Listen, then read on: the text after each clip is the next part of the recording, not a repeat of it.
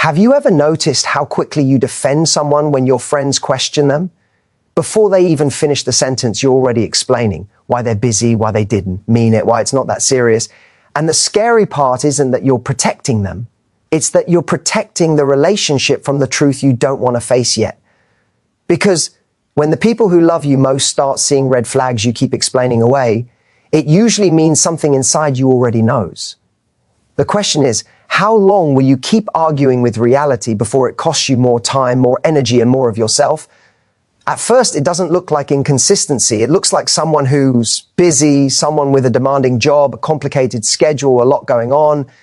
And because they do show up sometimes, because they text you back eventually, because they make plans once in a while, you tell yourself the gaps don't mean anything. You fill in the silence with empathy. You give them the benefit of the doubt. After all, when they're present, they're charming, attentive, even affectionate.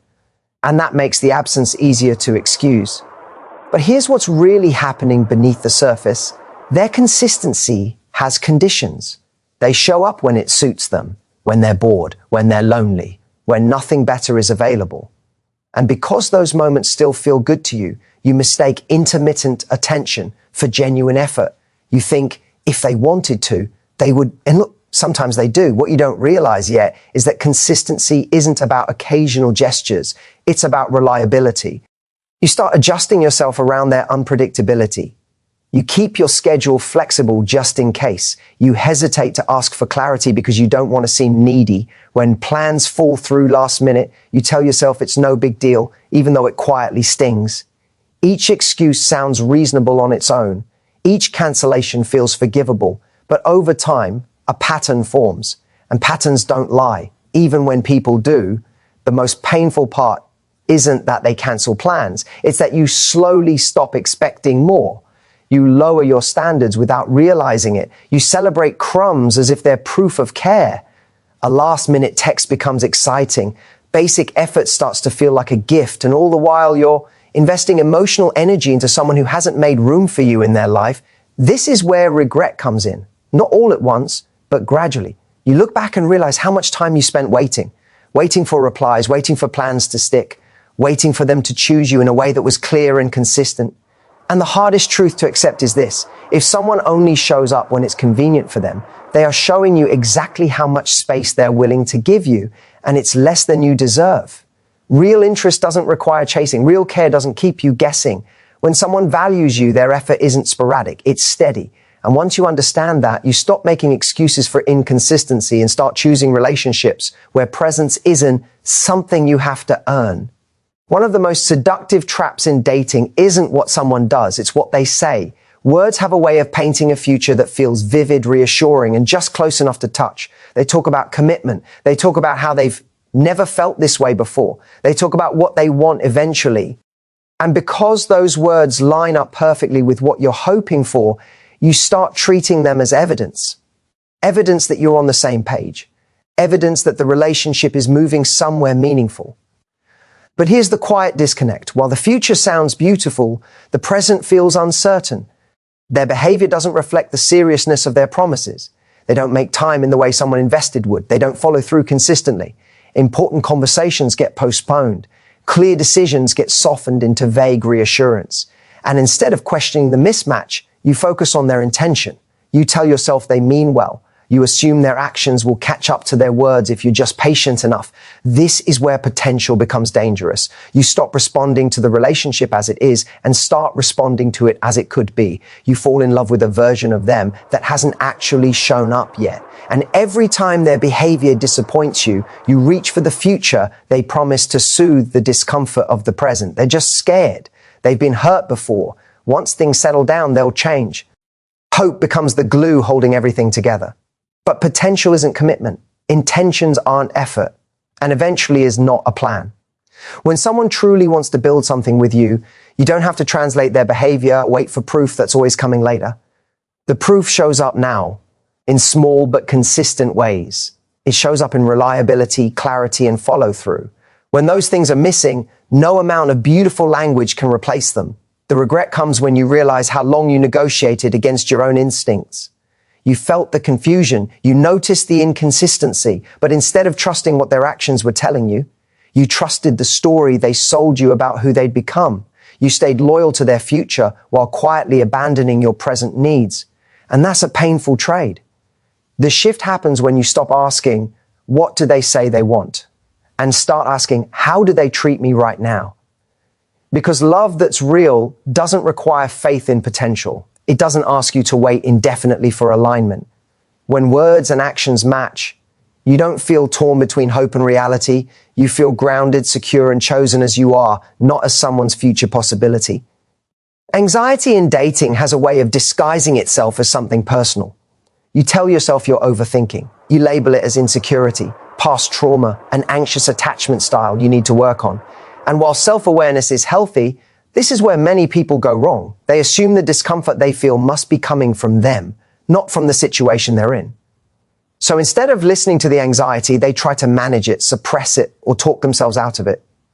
But your nervous system isn't interested in excuses. It responds to patterns, not promises. When communication is inconsistent, when affection comes and goes, when you're left guessing where you stand, your body reacts before your mind can rationalize it.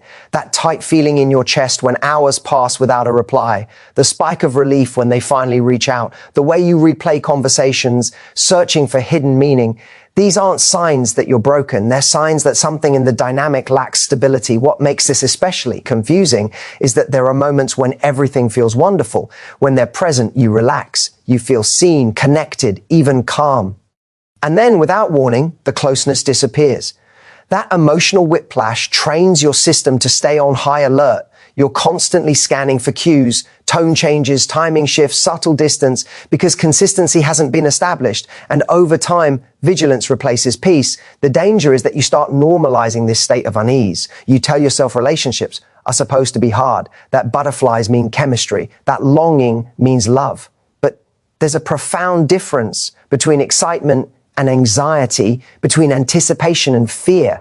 Chemistry doesn't keep you awake at night wondering if you matter. Attraction doesn't make you feel like you're walking on emotional eggshells. When a connection is healthy, your nervous system settles, it doesn't spiral. Regret enters quietly when you realize how much energy you spent trying to feel okay, managing your reactions, drafting texts in your head, wondering when you'll hear from them again. You weren't enjoying the relationship, you were enduring it. And the saddest part is that you may have blamed yourself for a reaction that was actually a perfectly reasonable response to unpredictability. Security isn't something you have to manufacture. You don't meditate your way into feeling safe with someone who is unsafe. When you're with the right person, your body doesn't feel like it's in survival mode. You feel grounded. You feel steady. You feel emotionally at home. And once you understand that, you stop questioning your anxiety and start questioning the situation that created it, choosing relationships that bring calm, not constant concern. At first, their reluctance doesn't feel like avoidance. It feels like caution. They say they want to take things slow. They talk about not wanting to rush, about letting things unfold naturally. And because you don't want to pressure anyone or seem demanding, you go along with it. You tell yourself that patience is maturity, that real connections don't need labels right away. So you wait, hoping clarity will arrive on its own. But over time, the conversations you don't have start to matter more than the ones you do. Any attempt to define their relationship is met with deflection. Questions about the future turn vague. Timelines are brushed aside with, let's see how it goes, or why do we need to put a name on it? And instead of feeling reassured, you're left managing uncertainty. You're emotionally invested while they remain conveniently unbound. Hard conversations are where intent is revealed. Someone who wants to build something with you may feel nervous talking about commitment, but they don't avoid it. They lean in, even when it's uncomfortable, because clarity protects the connection. Avoidance, on the other hand, protects freedom.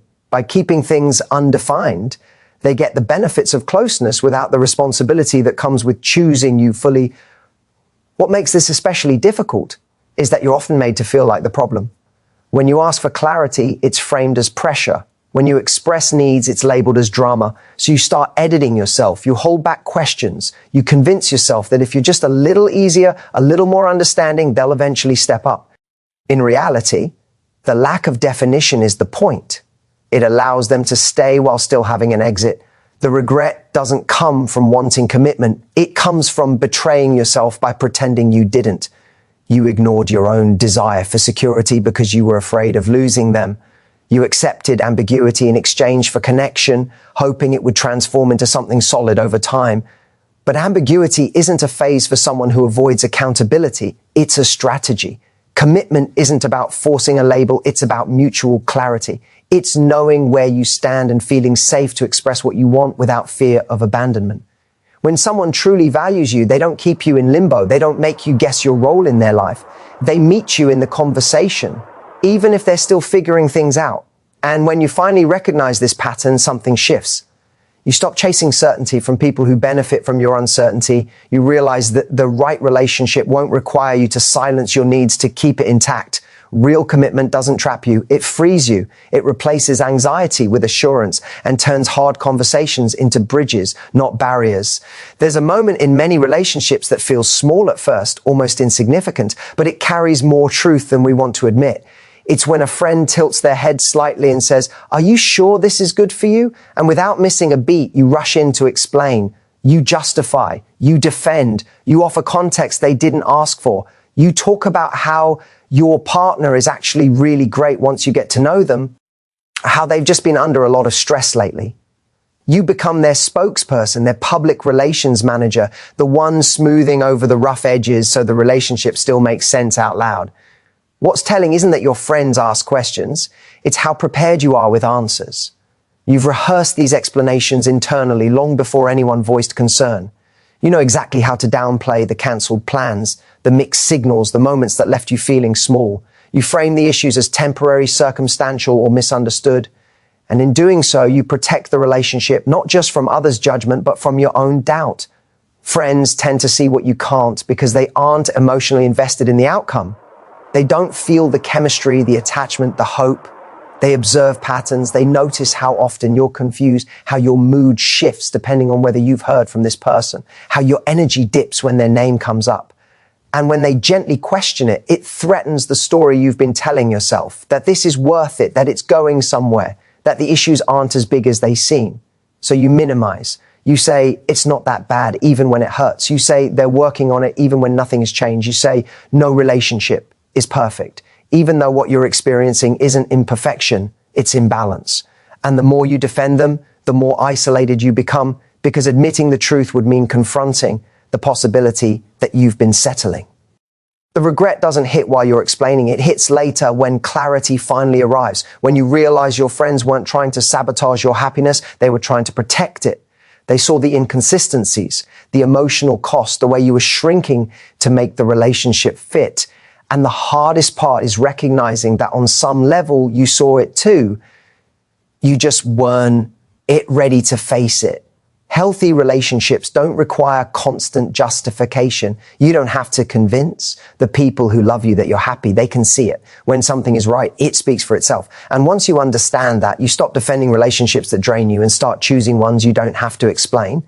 Because peace, fulfillment, and genuine care are obvious, not debatable.